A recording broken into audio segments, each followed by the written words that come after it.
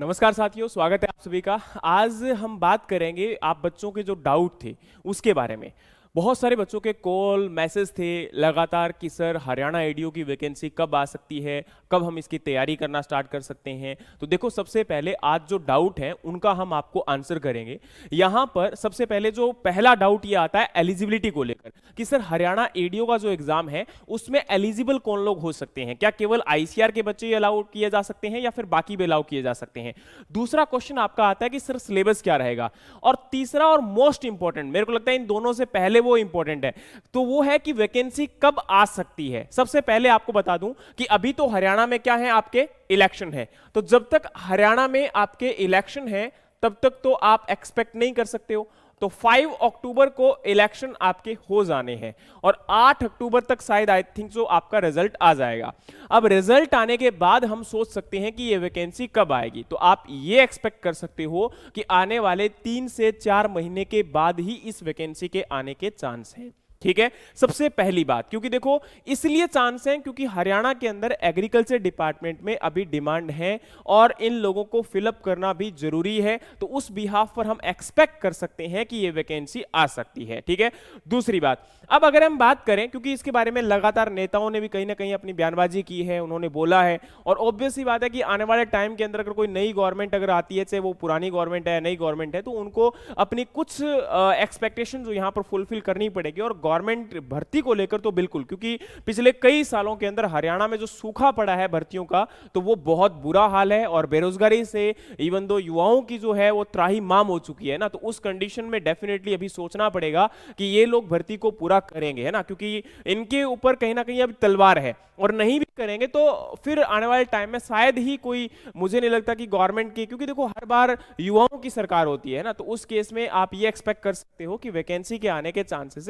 ज्यादा है। प्लस में अगर हम बात करें तो इसका जो सिलेबस रहेगा और इसकी वैकेंसी के लिए एलिजिबिलिटी, तो आपको बताना चाहूंगा कि लास्ट ईयर जो एग्जाम आपका हुआ था 2021 के अंदर नोटिफिकेशन आया था, उस नोटिफिकेशन के अनुसार अगर हम बात करें तो एडीओ के लिए एलिजिबल सारे के सारे बीएससी एग्रीकल्चर के स्टूडेंट थे जिन्होंने कहीं से भी किसी भी रिकॉग्नाइज्ड यूनिवर्सिटी यूजीसी से अप्रूव्ड है या आईसीआर से अप्रूव्ड है, अगर उन्होंने बीएससी एग्रीकल्चर की डिग्री कर रखी है, 10वीं के अंदर उनके पास हिंदी या संस्कृत है, तो वो लोग अप्लाई कर सकते हैं। और कोई भी स्टूडेंट जो आपका किसी भी स्टेट से बिलोंग करता है वो इस पोस्ट के लिए एलिजिबल है, यानी कि किसी प्रकार की कोई रिस्ट्रिक्शन नहीं है कि अदर स्टेट के स्टूडेंट इसमें अप्लाई नहीं कर सकते। आप अगर इंडियन सिटीजन हैं और किसी भी स्टेट से हैं तो भी इस वैकेंसी के लिए आप अप्लाई कर सकते हैं। और हाँ, इसमें किसी प्रकार का कोई कोटा भी नहीं होता है, क्योंकि यहां पर अगर हम बात करें तो पीछे भी हम लोगों ने देखा है और कई बार बच्चों के माइंड में डाउट रहता है कि सर हरियाणा के अंदर नंबर नहीं देते, ये नहीं करते। आप पूछ के देखो, बहुत सारे बच्चों का सिलेक्शन हुआ है, बहुत सारे राजस्थान के बच्चे अभी जो है प्रेजेंट टाइम में, इवन तो 1-2 बच्चे यूपी से भी हैं जो कि अभी प्रेजेंट टाइम में हरियाणा के अंदर क्या है, पोस्टेड है। तो ऐसा नहीं है कि यहां पर किसी और को चांस नहीं मिलेगा, सभी स्टूडेंट इसमें अप्लाई कर सकते हैं। लेकिन बकायदा वही बात है कि जो आपका अच्छा होगा, जिसका बेटर होगा, जो कंपटीशन में बेहतरीन परफॉर्मेंस करेगा, उसी को ये वैकेंसी मिलने वाली है। अब बात आती है कि सर सिलेबस क्या रहेगा। तो जो हमारा इसी वैकेंसी के लिए प्रीवियस सिलेबस था, उस सिलेबस की अगर हम बात करें तो उस सिलेबस के अंदर टोटल आपके 100 क्वेश्चंस थे और सारे के सारे एमसीक्यू बेस्ड थे और 2 घंटे यानी कि 120 मिनट और 100 क्वेश्चन, और सभी क्वेश्चन के लिए इक्वल, यानी कि 1 क्वेश्चन है ना, एक क्वेश्चन आपका, एक क्वेश्चन का एक ही नंबर, लेकिन हर गलत क्वेश्चन के लिए 0.25 आपका नेगेटिव मार्किंग होगी। और अगर हम बात करें तो यहां पर अगर आप लोगों ने क्वेश्चन को अटेम्प्ट नहीं किया तो उस क्वेश्चन में, उस केस में आपका वहां पर क्या है, ओएमआर के अंदर फिल करना पड़ेगा 5th ऑप्शन आपका, तो ये भी जरूरी है, वरना फिर आपको नेगेटिव मार्किंग का सामना करना पड़ेगा। एज वेल एज अगर हम बात करें तो यहां पर आपका इस वैकेंसी के लिए जो वेटेज आपका रहने वाला है वो 87.5% आपका एग्जाम का रहने वाला है, और उसके बाद आपका जो वाइवा या इंटरव्यू होगा उसका 12.5% रहेगा। ठीक है, और नेक्स्ट अगर हम बात करें तो मोस्ट इंपॉर्टेंट जो इस वैकेंसी के लिए इंपॉर्टेंट है वो ये कि आपको मिनिमम यहां पर 50% qualifying marks as a unreserved category लेना ही पड़ता है। अगर आप किसी दूसरे स्टेट से बिलोंग करते हो तो आप अनरिजर्व्ड में फाइट करोगे, और अनरिजर्व्ड में फाइट करोगे तो आपको टोटल, जैसे आपका 100 मार्क्स का एग्जाम है तो उसमें 50 लेना ही पड़ेगा। और आपको याद होगा कि लास्ट ईयर क्या हालात हुए थे, है ना, 50 छोड़िए 48, 45, 40, इस पर सभी बच्चे अटक गए थे। और वैकेंसी कितनी थी, 600 की थी, फिल कितनी हुई थी, 50, है ना। तो आप सोच के देखिए कि हालात क्या था। तो वही वही वाली बात है कि प्रिपरेशन, आप नॉर्मल प्रिपरेशन से काम नहीं चला सकते हो, आपको बहुत अच्छी खासी प्रिपरेशन जो है वो होगी, तभी आप इस एग्जाम को निकालना। क्योंकि देखो यार, एग्जाम कैसा आएगा वो आप अभी डिसाइड नहीं कर सकते हो, और बाद में एग्जाम को लेकर हाँ ठीक है हम लोग कुछ दिन तक हू हल्ला कर सकते हैं, बट डेफिनेटली एग्जाम एक बार हो गया, एग्जाम के अंदर अगर कोई किसी प्रकार की कोई धांधली नहीं हुई है, क्योंकि देखो उस चीज को कैसे आप रिक्लेम करोगे, क्योंकि वहां पर आप लोगों के पास जब तक सबूत नहीं होगा, जैसे अभी पंजाब एडीओ के अंदर भी यही कंडीशन थी, अब सबूत नहीं है लेकिन कंडीशन सबको पता है कि ऐसा हुआ है, तो जब तक सबूत नहीं है तो उस चीज के बारे में आप लोग कुछ भी ऐसा नहीं कर सकते हो, है ना। तो इसलिए जरूरी है कि आप लोग अभी से अपना पढ़ना स्टार्ट करो, क्योंकि देखो वही बात है कि हमारे लिए 100% अपना एफर्ट है, और जितना हम एफर्ट देंगे उतना ही हमारे पास चांस है, उतना ही हमारे पास कैपेबिलिटी है कि हम उस जॉब को गेन कर सकते हैं, हम उस जॉब को जो है आपका रिटेन कर सकते हैं। तो अभी यहां पर सिलेबस की अगर हम बात करें तो सिलेबस इनका काफी वास्ट है, जो इनका यूपीएससी का सिलेबस है उसी को इन्होंने लास्ट ईयर जो है एज इट इज दिया था, और उम्मीद करता हूं कि इस बार भी इनका कोई भरोसा नहीं है कि ये सिलेबस ये लोग नहीं देंगे, है ना। तो वही वाली बात है कि हमें पहले से ही अपने सिलेबस को तैयार करना पड़ेगा। और इसमें अगर हम बात करें तो पहला जो पार्ट है वो आप लोग देखिए कि ecology and its relevant to natural resources as well as environment, agro ecological cropping pattern as a indicator of environment and environment pollution and its hazards to crop. यानी कि ये वाला जो पार्ट है मेनली अगर हम बात करें तो यहां पर कहीं ना कहीं जो आपके एग्रीकल्चर के अंदर नेचुरल रिसोर्सेज है उनके ऊपर क्वेश्चंस पूछे जाने के चांसेस ज्यादा है। और दूसरी तरफ जो हमारा बायोटिक या एबायोटिक स्ट्रेस आपके प्लांट के ऊपर आता है, मेनली इसमें फोकस किया जा रहा है एबायोटिक, वो भी आपका क्लाइमेटिक स्ट्रेस आपके प्लांट के ऊपर है, उसका इंपैक्ट क्या होता है और उससे कैसे क्रॉप प्रभावित होती है। तो यहां पर मेनली जो फोकस किया जा रहा है वो एनवायरमेंट, और एनवायरमेंट के साथ में उसका इंपैक्ट आपके एग्रीकल्चर क्रॉप प्रोडक्शन पर क्या है, उस पार्ट से एग्जाम में क्वेश्चन आ सकते हैं। और लास्ट में यहां पर लिखा है green house effect, global warming, advance tool for ecosystem analysis like remote sensing and geographical information system, यानी कि जीआईएस सिस्टम, जो कि आपका हम लोग प्रिसीजन एग्रीकल्चर में यूज करते हैं, उनके रिगार्डिंग एग्जाम में क्वेश्चन आ सकते हैं। ठीक है, तो ये वाला पार्ट तो ऑलरेडी आप लोग अच्छे से कवर करते ही हो, चाहे किसी भी एग्जाम की बात करें तो ये कोई बहुत हार्ड एंड फास्ट आपका पार्ट नहीं है, नॉर्मल पार्ट है। लेकिन वही बात है कि क्वेश्चंस अगर किस लेवल पे आते हैं वो इंपॉर्टेंट है। जैसे पिछली बार आपका प्लांट ब्रीडिंग बायोटेक को फोकस कर दिया गया था,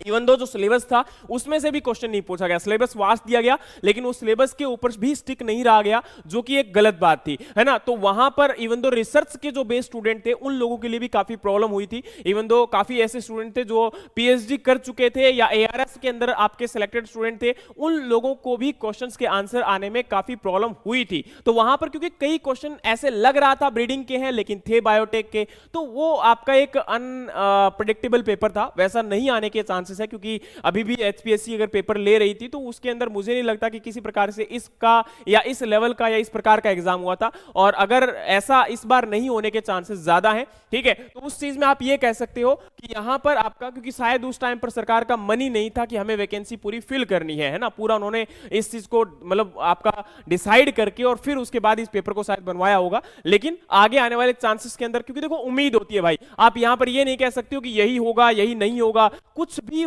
एक अनप्रेडिक्टेबल कंडीशन में हो सकता है, लेकिन हमें उस चीज को तैयार करना है जो हमारे लिए इंपॉर्टेंट है, क्योंकि हमारे लिए एग्जाम इंपॉर्टेंट है और एग्जाम के अंदर आपको सबसे पहले इसको फोकस करना पड़ेगा। तो सिलेबस के अंदर आपका क्या है, अगेन आपका नेक्स्ट पार्ट यहां पर क्या है, cropping pattern in different agro climatic zone of country, impact of high yielding and short duration varieties on shift in cropping pattern, concept of various cropping and farming system, organic and precision farming, package of practices for production of important serial, pulses, oilseed, fibre, sugar, commercial and fodder crop. यहां पर mainly क्या है, देखो एक तो package of practices किसका, serial, pulses, oil seed, fibre, sugar, commercial और fodder crop, यानी कि सभी प्रकार की क्रॉप का कल्टीवेशन प्रैक्टिसेस आपको क्या करना है, पढ़ना है। दूसरी बात अगर हम करें तो यहां पर ऑर्गेनिक फार्मिंग और प्रिसिजन फार्मिंग को फोकस किया जा रहा है, एज वेल एज जो cropping pattern different agro climatic zones के अंदर इंडिया में जो फॉलो अप किया जाता है उसके रिगार्डिंग क्वेश्चंस हैं। और दूसरी तरफ हमारी जो नई वेराइटीज प्रोड्यूस की जा रही हैं इस क्लाइमेट रेजिलिएंट कंडीशंस के अकॉर्डिंग, जैसे अभी रिसेंटली 109 वेराइटीज आपकी लॉन्च हुई थी, तो इन प्रकार के क्वेश्चन और साथ में जो गवर्नमेंट इसी प्रकार के जो इनिशिएटिव रन कर रही है, अभी रिसेंटली आपको पता होगा 7 डिफरेंट टाइप ऑफ 7 स्कीम्स को लॉन्च किया गया था एग्रीकल्चर प्रोडक्शन और एग्रीकल्चर के सेक्टर को बूस्ट अप करने के लिए। तो उसके रिगार्डिंग मैंने अभी रिसेंटली थोड़े दिन पहले वीडियो बनाया था, उसको जरूर जाकर देखना क्योंकि वो आपके आने वाले हर एग्जाम के लिए इंपॉर्टेंट है। अब यहां अगर हम नेक्स्ट बात करें तो आपका important feature and scope of various type of forestry plantation such as social forestry, agro forestry and natural forest, propagation of forest plant, forest product, agro forestry and value addition, conservation of forest flora and fauna. यानी कि simple सी बात है, agro forestry यहां से आपका पूछा जाएगा। फिर है आपका वीड साइंस, पूरा का पूरा वीड साइंस, यहां पर integrated weed management, each and everything you have to cover, चाहे वो आपका केमिकल कंट्रोल है, बायोलॉजिकल कंट्रोल है, फिजिकल कंट्रोल है, मैकेनिकल कंट्रोल है, हर कंट्रोल यहां से आपका आएगा। और लास्ट में आपका नेक्स्ट पार्ट है soil, physical, chemical and biological property and processes and factor of soil formation, soil in India, mineral and organic constituents of soil and their role in maintaining soil productivity,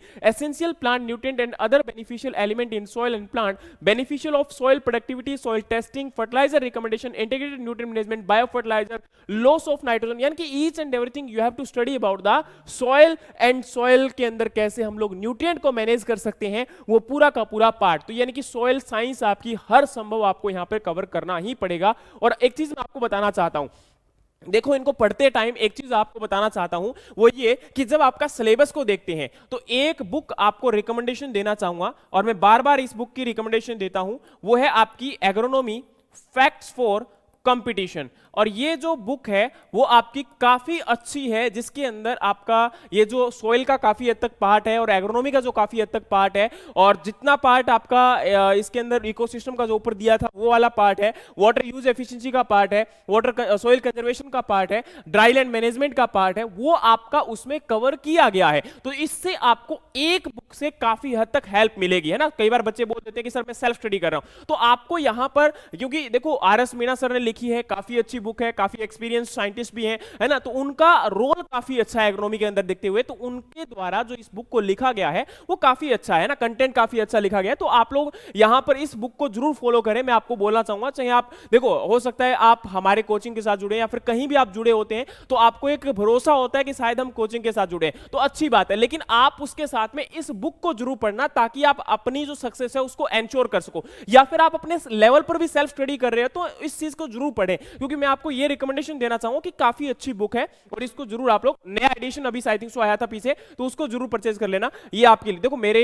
यहां पर कोई उन्होंने मेरे को commission नहीं दिया, मैं सिंपल सी बात बोलूं, कहीं से परचेज करें, आपका इसके अंदर टारगेट है। अब बात आती है जी water use efficiency in relation to crop production. अच्छा, soil conservation, integrated water management, soil erosion, है ना, उनको कैसे मैनेज किया जाता है, ड्राईलैंड एग्रीकल्चर, वहां पर प्रॉब्लम क्या है, उसके बाद water use efficiency in relation to crop management, criteria of scheduling irrigation, यानी कि इरिगेशन मेथड, इरिगेशन को कैसे मैनेज कर सकते हैं, वाटर आपका जो नेचुरल रिसोर्स है आपकी अर्थ के ऊपर, क्योंकि प्रेजेंट टाइम में आपको पता होगा शायद 2.5% आपका अप्रोक्सीमेटली वाटर ही अर्थ के ऊपर क्या रह गया है, पीने योग्य रह गया है। जो आप कभी 3-4% पढ़ते थे, उसका अभी 2.5%। रिसेंटली एफएओ की बात कर रहा हूं मैं, फूड एंड एग्रीकल्चर ऑर्गेनाइजेशन की रिपोर्ट है,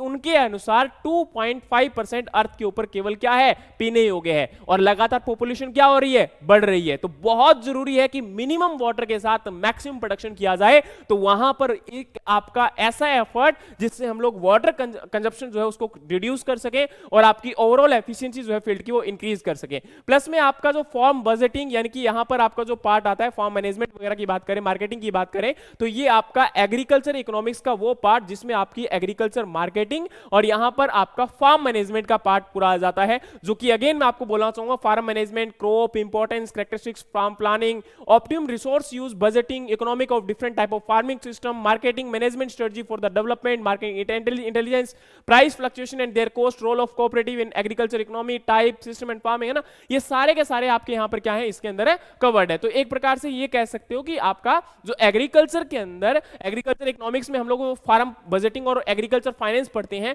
उसमें से क्वेश्चन आपके आने के चांसेस यहां पर हो सकते हैं।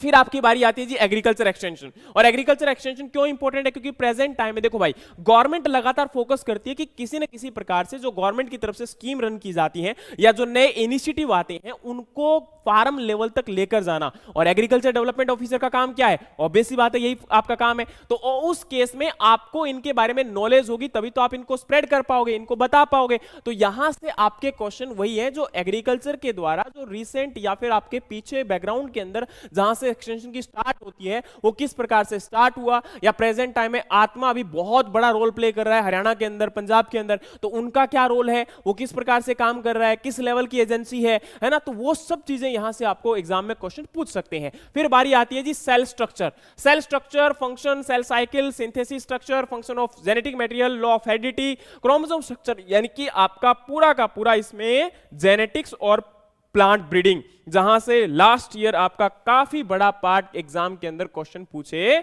गए थे। तो पूरा आपका जेनेटिक्स और प्लांट ब्रीडिंग यहां पर क्या करना है, आपको कवर करना है। और जेनेटिक्स और प्लांट ब्रीडिंग को अलग अलग कवर करना है, तो फुंदन सिंह की और बीडी सिंह की बुक काफी अच्छी है जिनको आप कवर कर सकते हो। लेकिन यहां पर ऐसा नहीं है कि आप इस बार केवल और केवल ब्रीडिंग को पढ़कर चले जाओ, हो सकता है कि एग्जाम एग्रोनॉमी से आ जाए, हो सकता है एग्जाम सॉइल साइंस से आ जाए। तो हमें देखो जनरल लेवल की तैयारी करनी पड़ेगी, और आपको पता भी होना चाहिए कि सीटें खाली रह गई थी लेकिन आपकी यहां पर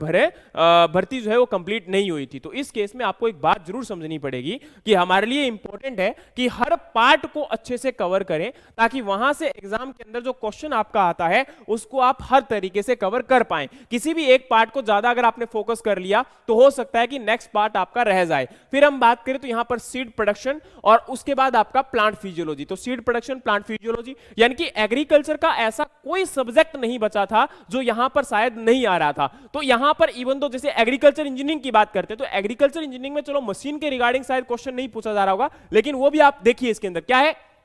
फार्म आपकी जो मशीनरीज होती हैं, इक्विपमेंट होते हैं, प्राइमरी टिलेज, सेकेंडरी टिलेज, वो सब आपका पूछा जाएगा। तो यहां पर आपका क्या है, प्लांट फिजियोलॉजी भी आएगा, as well as plant physiology के बाद आपका बायोकेमिस्ट्री का जो पार्ट है वो भी इंपॉर्टेंट है, जहां से लास्ट टाइम आपके क्वेश्चन भी आए थे। फिर हमारी बारी आती है जी आपका फ्रूट प्रोडक्शन, प्लांटेशन क्रॉप, यानी कि पूरा का पूरा हॉर्टिकल्चर क्रॉप प्रोडक्शन, तो वो भी इंपॉर्टेंट है। और यहां पर horticulture is not only about the fruit production, vegetable भी है, इसमें स्पाइसेस भी प्रोडक्शन है आपका पढ़ना है, फ्लावर भी पढ़ना है, ठीक है। तो इसके लिए तो मैं आपको एक रिकमेंडेशन ये देना चाहूंगा। अब देखो हो सकता है कि आप लोग बोले कि सर मैं अपना प्रमोशन कर रहा हूं, लेकिन हमारी जो handbook of horticulture gist book है उस बुक के अंदर इसका मैक्सिमम पार्ट आपका कवर है। अगर आप लोग इवन दो हॉर्टिकल्चर नेट की तैयारी कर रहे हैं या फिर आप लोग यहां पर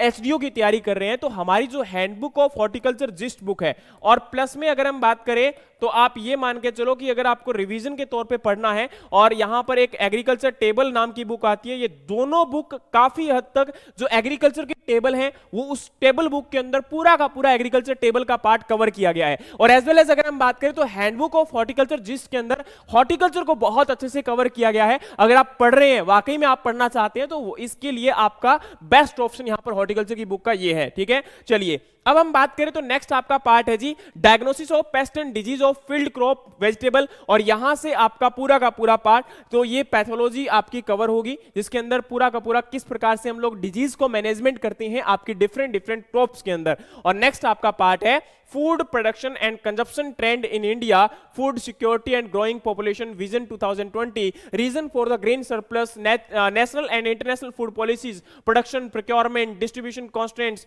availability of food grain per capita, expenditure of food, trade in poverty, public distribution system, below poverty line population, targeted public distribution, यानी कि सारा का सारा यहां पर किस प्रकार से आज प्रेजेंट टाइम में इंडिया के अंदर या हमारे हरियाणा के अंदर फूड का डिस्ट्रीब्यूशन कैसे होता है, एफसीआई कैसे काम करती है, पब्लिक डिस्ट्रीब्यूशन सिस्टम कैसे स्टार्ट हुआ था, इसके रिगार्डिंग फूड या पॉवर्टी को रिमूव करने के लिए क्या यहां पर इंपॉर्टेंट रोल प्ले कर रही है, मॉल न्यूट्रिशन की समस्या से कैसे ये आपका इंप्रूव कर सकते हैं, बहुत सारी बातें हैं जो यहां पर आपको कवर करनी है। तो ये भी आपका पूरा पार्ट है। और इस चीज को काफी हद तक, यानी कि अगर हम बात करें तो last year agriculture development officer का हर पर्सन ने कहीं ना किसी प्रकार से बैच रन किया था, लेकिन agri mentors was only one, कि हम आपके साथ लास्ट तक भी खड़े थे, और इवन दो पेपर हुआ था तो हमने यहां पर बोला था कि हमने इतने क्वेश्चन कवर किए और 2 से 3 सिलेक्शन दे पाने में भी सक्षम हो पाए। हो सकता है कि कहीं हमारी कमी रही हो सकती है, ये नहीं कहेंगे, लेकिन एटलीस्ट दावा भी किया था कि कम से कम 50 से 60 क्वेश्चन कवर हमने किए भी थे। लेकिन ये उम्मीद है कि आपको आने वाले टाइम में भी इसी प्रकार से हेल्प करेंगे, इसमें कोई आपका दो राय नहीं है। और उसी को लेकर 25 सितंबर को हम आपके लिए एक नया पूरा फ्रेश बैच लेकर आ रहे हैं हरियाणा एडीओ के लिए। तो उसके लिए अगर आप लोग हमें ज्वाइन करना चाहते हो तो मोस्ट वेलकम। ये पूरा आपका सिलेबस हम लोग कवर करेंगे और आपकी वैकेंसीज के आने से पहले आपको पूरा तैयार किया जाएगा, ताकि आप उस एग्जाम के लिए जब वैकेंसी आएगी तो उस टाइम तक 100% अपने आप को तैयार कर सको और उस वैकेंसी के लिए जा सको। तो उसी उम्मीद के साथ कि आपको अगेन हम लोग जो पीछे की तैयारी को और बेटर बनाते हुए आने वाले टाइम में भी आपको और बेहतरीन देते हुए कंटेंट आपका, और 25 सितंबर से नया पूरा बैच हम लोग आपको स्टार्ट करेंगे। और उस बैच को आप अगर ज्वाइन करना चाहते हो जल्दी से रजिस्ट्रेशन करवाएं, क्योंकि लिमिटेड हम लोग केवल और केवल 50 रजिस्ट्रेशन ही करेंगे, और जो कि हमेशा हर बैच के अंदर करते हैं, और वही 50 रजिस्ट्रेशन आपके होंगे इस बार। तो उम्मीद है कि आपको बात समझ में आई होगी। पूरा कंटेंट ये, अगर आप लोग सेल्फ स्टडी भी करते हो तो सिलेबस को आप लोग कहां से पढ़ सकते हो, कुछ बुक्स को भी मैंने रिकमेंड किया है। और इवन दो आईसीआर का सिलेबस आपको हर आईसीआर का जो ई कोर्स है, ई एग्री का जो पार्ट है, वो आपको हर संभव यहां पे कवर करता है, और उसको आप पूरा वहां से कवर कर सकते हो। क्योंकि बात आती है कि हम लोग कैसे, देखो नेमरा सुंदा वगैरह से काम नहीं चलने वाला भाई, सिंपल सी बात बोलता हूं। वहां से आप लोग केवल बेसिक अंडरस्टैंडिंग ले सकते हो, लेकिन हरियाणा एडीओ का एग्जाम निकालना वहां से पॉसिबल नहीं है, ये ध्यान रखना। आप किसी भी स्टेट से हो, इट डजंट मैटर, लेकिन अगर आपके 100% प्रिपरेशन हो तो इस एग्जाम को आपके लिए निकालना पॉसिबल हो सकता है। उम्मीद है कि बात आपको समझ में आई होगी। इसी के साथ आपसे लेते हैं विदा। नेक्स्ट और भी अच्छे सेशंस आपके लिए लेकर आएंगे, तो उसके लिए हमारे चैनल को सब्सक्राइब करना मत भूलिएगा। Thank you so much, have a great day. जय हिंद, जय भारत।